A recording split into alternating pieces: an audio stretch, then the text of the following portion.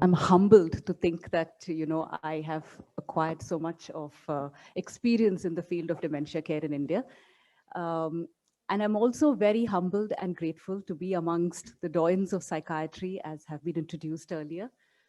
Professor Chandrasekhar, Professor Mohan Isaac, you guys took the path less trodden so that we could get to where we are today and, learn so much. When you were talking about crazy moments, it reminded me of my crazy moments. Towards the last half of 2006, I was in my second year of specialist training in UK, and I made two crazy decisions at that time. One was to get married to somebody I had met only thrice in 1 week on a 10-week holiday to India. And the second was to quit UK after I finished my specialist training and come back to India. You can decide which of the two was the crazier decision. But I've now been married for 13 years, have two lovely kids, so that was all right.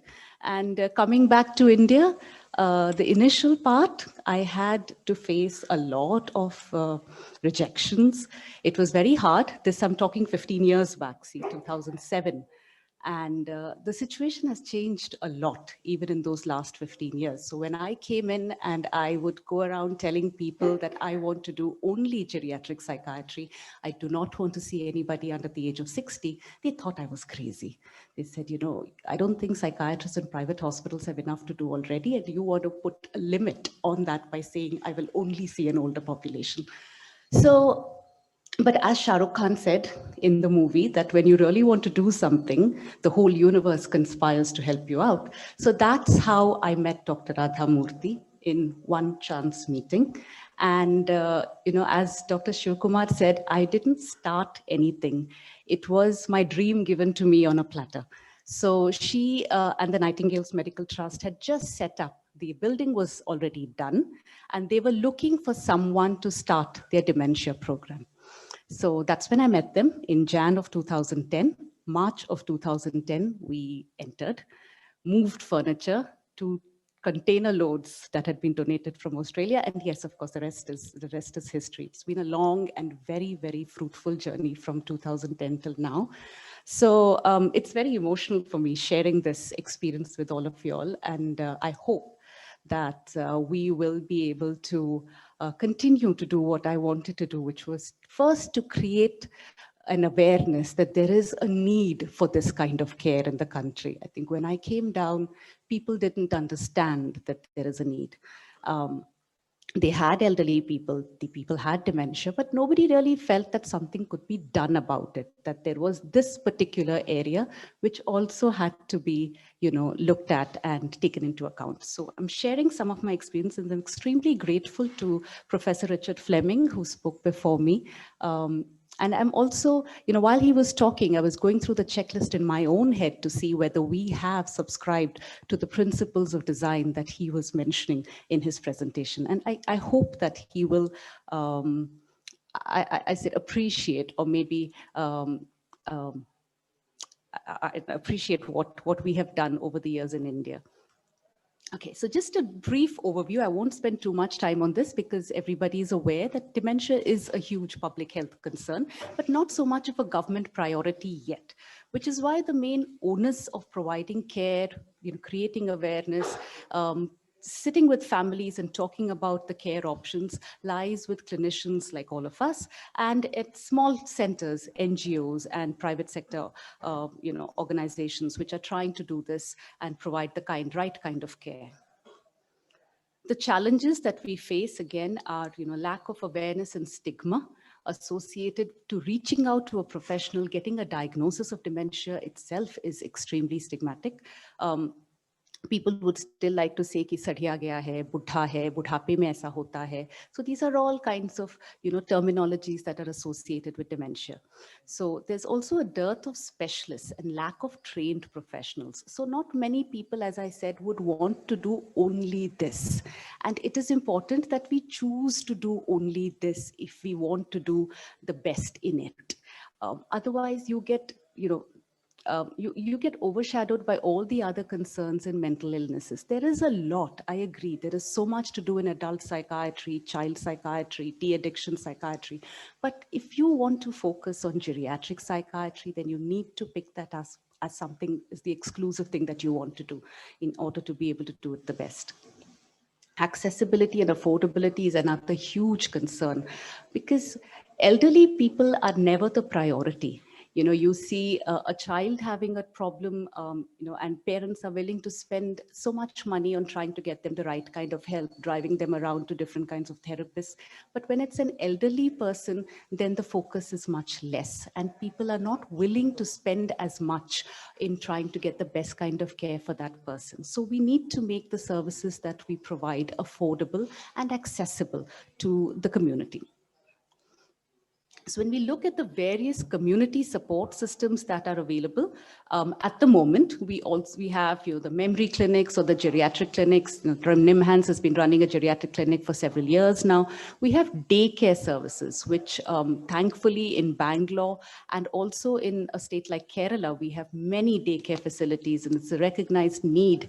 And the government has made it a priority in Kerala, so they are far ahead of Karnataka. Support and education to families. So we also have teams of volunteers and, as I said, NGOs in various cities of the country who are going and reaching out to people with dementia in their homes and supporting families. Places like Goa, where this has been happening on a large scale with Amit Dias. Caregiver support groups, there's lots of caregiver support groups, and due to the pandemic, things have all gone virtual. So a lot of family caregivers have access to these support groups. It helps people realize that I'm not the only one who has this problem. There are other people who have a similar situation, who are dealing with the same situation. And what happens is, in caregiver support groups, the solutions are more cultural and more appropriate, as opposed to looking up something on Google or what's happening in other countries of the world. So I find that caregiver support groups are a huge source of companionship to other caregivers, as well as advice and solutions. Admission to medical and psychiatric inpatient units. So this is the other community support systems where people don't realize that the person with dementia needs a specialized care facility. If they don't know that, or they don't have access to that, then often the person ends up in a general medical facility, or at best in a psychiatric ward. So again, these are the existing community support systems for patients with dementia and their caregivers, but we were trying to look at what can be developed that's more specific.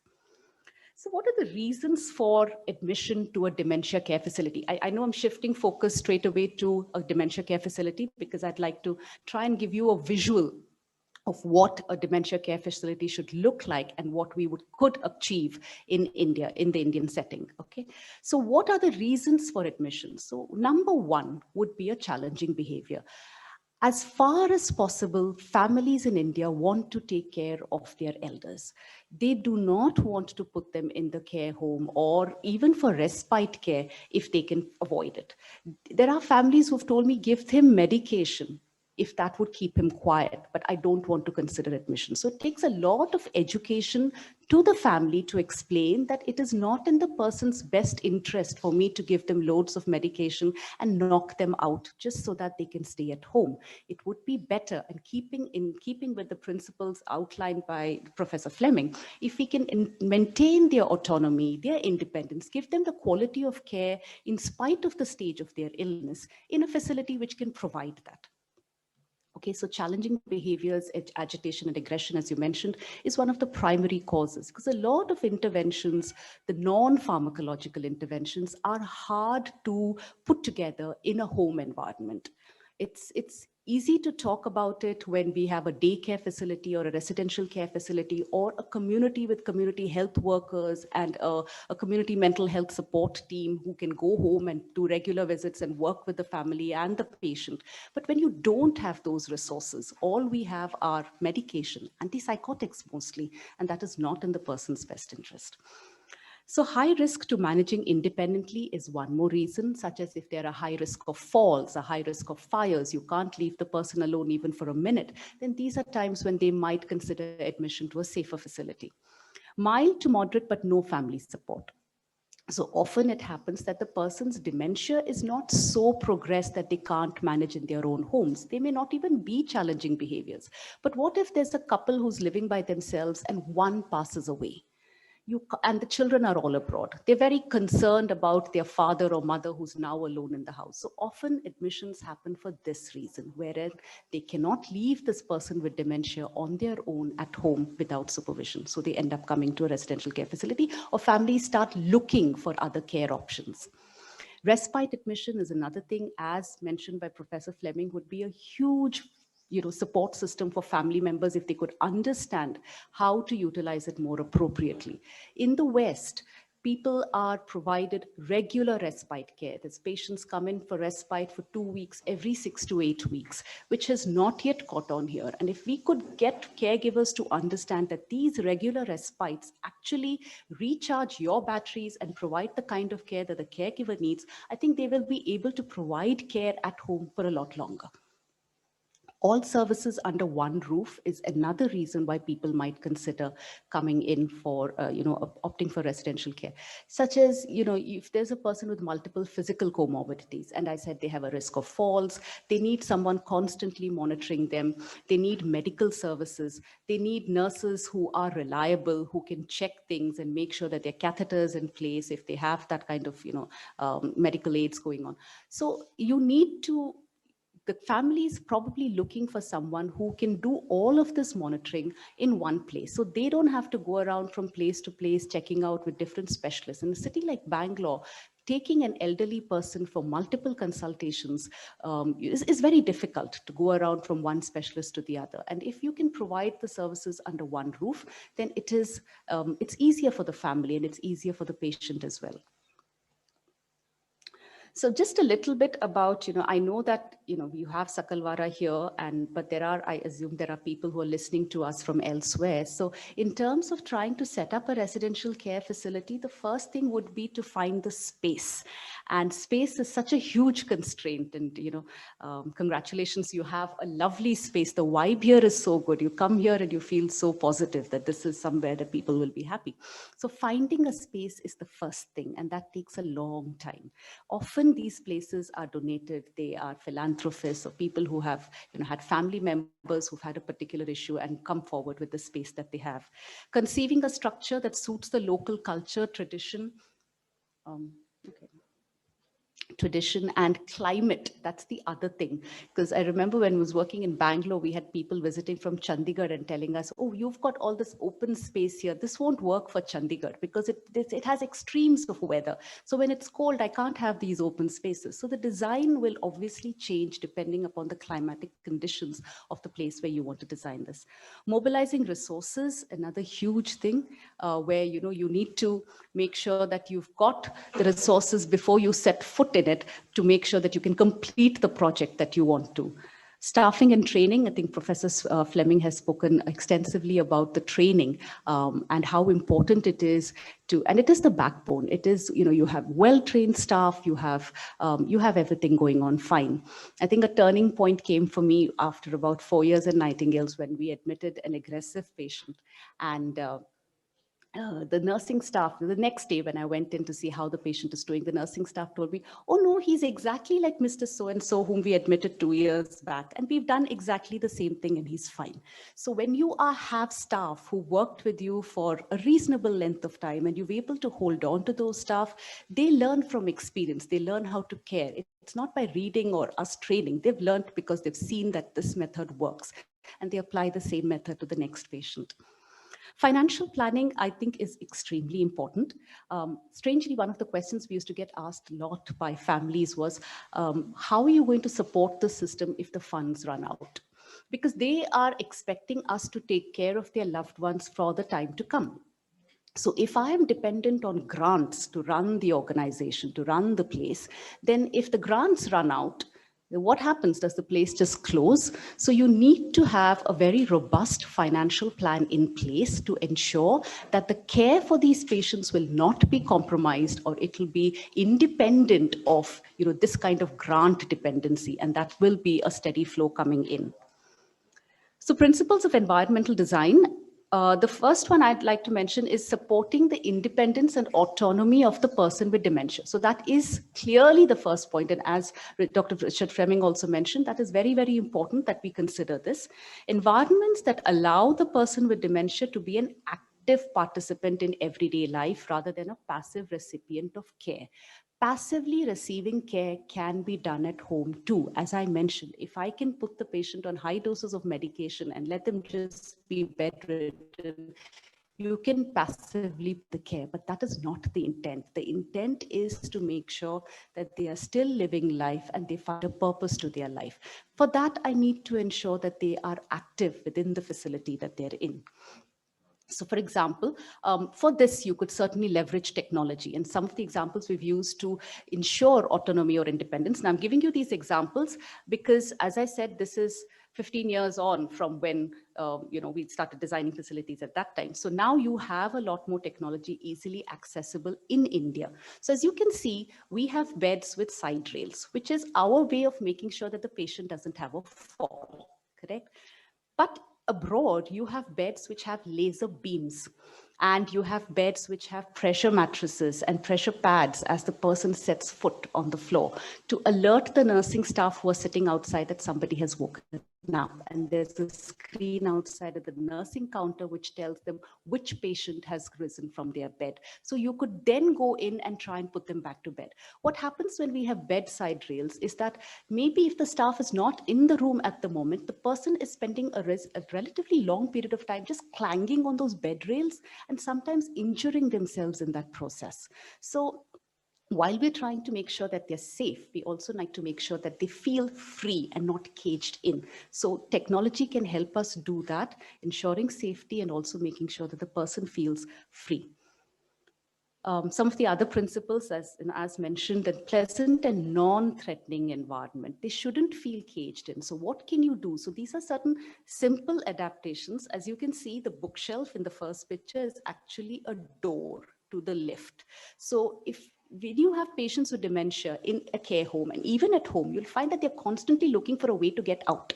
It is a huge problem at home, and that is one of the reasons for admission. So even in a residential care facility, they don't stop looking for ways to go out. We had people climbing over, putting up concrete blocks and climbing over them and jumping off walls. And these are people in their 70s because they're so desperate to get out.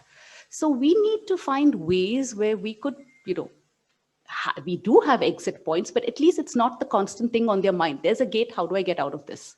So there are many, many techniques that can be used to, kind of camouflage exit points or keep them out of the sight of view of the person. So that's not what they're constantly preoccupied with. Some other principles include providing orientation cues, overcoming their perceptual difficulties, providing space for wandering, and making the space safe and secure. So I've given you some of these examples, are putting up, various signs on doors. One of the interesting things, even for families at home, if you notice, all our homes have doors of the same color. And yet when we have a patient with dementia who can't find his way to the toilet, and the person at home is very, very embarrassed and finds it very difficult, one of the easiest things we can do is paint the toilet door a different color, because then it would indicate to the patient that this is where I need to go for a toilet. So, or putting up signages like this. The other thing is you've got this commode with a red rim. These are all aids to help with visuospatial difficulties, because if everything is white, it's a beautifully clean white toilet with a white commode and white ring, the poor patient doesn't know where to be, because everything's white. So they have perceptual difficulties they can't make out. So simple things like this, simple modifications can make a huge difference to the patient. I think there was, and one more thing I always mention when we talk about perceptual difficulties and, with India, if you look at the way we do things in India, it's actually very helpful. We eat sometimes on a banana leaf, or we eat on steel thalis, and we have food which is actually of different colors. We have our dal, which is a bright yellow, a mosaranna, which is white, and then we have our vegetables, which is green, which is fantastic for someone with a perceptual difficulty, as opposed to a white plate with a loaf of, with a slice of white bread, which is harder for the patient. So I think there's some things within the way we do things normally, which are actually helpful. And we need to retain that. We need to recognize which of these things that we are doing already is helpful to the patient, and therefore hold on to those things. Space for wandering. As I mentioned, wandering is a huge problem. And I think Professor Fleming also mentioned that, and there was a point on that. So as you can see, There are corridors which make sure that they have the space, but they can wander safely. So you have something for them to grab onto. And also there are other methods like, keeping something at regular intervals so they can sit down, take a break, and maybe have something to eat, like a finger foods displayed, biscuits, slices of cucumber, things like that, that they would, they would wander around and probably forget that they were trying to get out somewhere. They'd enjoy the snack. So you've got, the facilities in India which have been developed specifically for dementia care have got huge walking spaces and garden areas so that they can sit, enjoy the space, and not be so preoccupied about leaving. The other principle which was mentioned was use of long-term memory. Now, this is something which I feel that if Professor, Dr. Shiv Kumar, please listen, the Indian toilet also helps, because I know we talk about the Western commode being more elder friendly and easier, but a lot of patients, we have difficulty, and then they don't remember what the Western commode is for. So an Indian toilet in the facility does help. An old style of telephone, a rocking chair, even in cases of advanced dementia, just that rocking movement is very, very calming. Meeting the needs of staff, I think this is another point which I feel is extremely important, that we need to make sure that where the staff room is appropriately designed within the dementia care facility. They need to see where everybody is and also be accessible to the patient at the same time, and also be able to keep everything that they need in one place so they can reach the patient quickly, they can give the patient what they need quickly. So, and one more thing that I would mention is keep the paperwork less. A lot of dementia care facilities end up doing a lot of paperwork, which involves writing down everything that the patient has done every day in terms of activities. And I would see nursing staff at the end of their shift writing down, it was almost like a CT all that we would do in our days. It was just copying the same thing. And I'd say, what's the point of this exercise? So they've done the same thing today. So minimizing paperwork, perhaps by leveraging technology again, would be important to make sure that the staff time is spent in actually caring for the patient. So this is the Nightingale's Center in Bangalore. And as Dr. Shiv Kumar said, that I've been blessed to work with two facilities in Bangalore, both providing residential care for patients with dementia, both wonderful facilities. I've learned a lot from both of them, but they're very different models. And I think you need to develop your own model depending on the space you have and the resources you have. So just giving you these two examples. So as you can see, the Nightingale Center is located in the heart of Bangalore. It's just 5 kilometers away from MG Road. So it's pretty much centrally located. It has a wide range of services all under one roof. So you have the memory clinics, you have daycare, you have the physician visits, everything under one roof. But the thing is, because it's in the heart of the city, the space is the constraint. So you have just about half an acre of space, half an acre of land. So the building is more high rise than horizontal. So you have multiple floors. So you have a lift, we have to move patients up and down in lifts. But if you have more expansive land, then you don't have to worry about these issues. It's cost effective because it's all very concise and compact.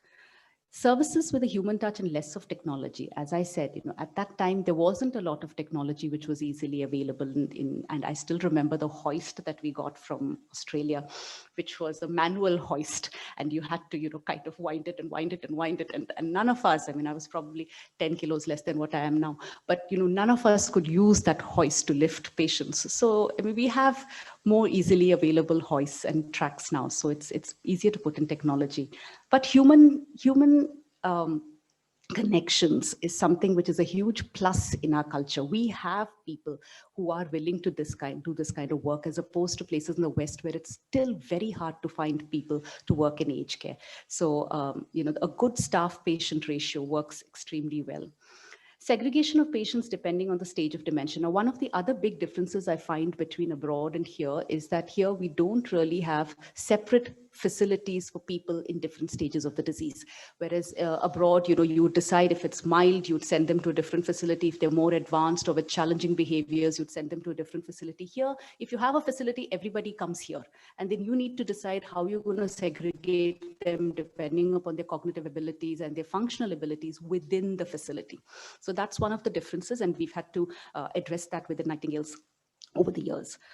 Interaction of normal elders with residents, as Professor Fleming said, very, very important, because otherwise they will feel cut off. So one of the things that happened at Nightingale's was there was an elders enrichment center built into the model. So every day we would have elders from the community coming in to do their normal, their 3 or 4 hours of whatever yoga and activities that they would do, and they would walk past these other patients with dementia as well. And sometimes patients with dementia who could participate in the enrichment center activities would also be, joining them. So there was no, we didn't cut them off. There was a lot of movement of people back and forth, in spite of making it safe for the people with dementia so they don't wander out of the gates. The Model 2, which is the Nikisa Dementia Village, as mentioned by Professor Shiv Kumar, this is located away from the city. So this is closer to the airport. So there's more land space available. So it is, as you can see, it's more expansive. It's not so vertical as the first model. The way they provide care is slightly different. So whereas Nightingale's would not have single rooms with ensuite bathrooms, Nikisa has that provision. So, you have more choice in terms of making your own space personalized, because you're not sharing it with anybody else. The cost goes up, but it's an option available to those who want it. And I think that's the key. We need to provide, all kinds of options. Let people choose, you prefer this one, or you want somewhere where you want to make sure that your loved one always has company within the room, or you feel that your loved one is someone who does not want to be with other people and would like to have their own space. I think the nice thing is that we can make these choices if we have these options. So there's also, they have a different system of admission, wherein they have a settling in period where they allow the family to stay with the patient for 2 to 3 days before the patient moves in. So these are all ways of reducing the anxiety that the family caregiver has about leaving a person with dementia in a new facility. So these little changes you can make along the way once you figure out what is it that you want to do. So this design also has, things like barbershop. So it's tried to design it along the Netherlands model of the dementia village, where there is a lot more autonomy available to the patient, so they can go and buy things from these little shops, get their hair cut in a barber shop. So it's a different design. So you can pick up what's good, like our constitution. You pick up the good things from everywhere and have a nice constitution. Medical emergencies also need to be taken care of. Now, as a facility, you'll need to decide to what extent you will provide medical care in the facility, and at what point will you shift the patient to another place. So you need to take that into care. And also terminal care. What are you going to do about patients who become terminal, and how are you going to take care of them, and what are the decisions you make with the families?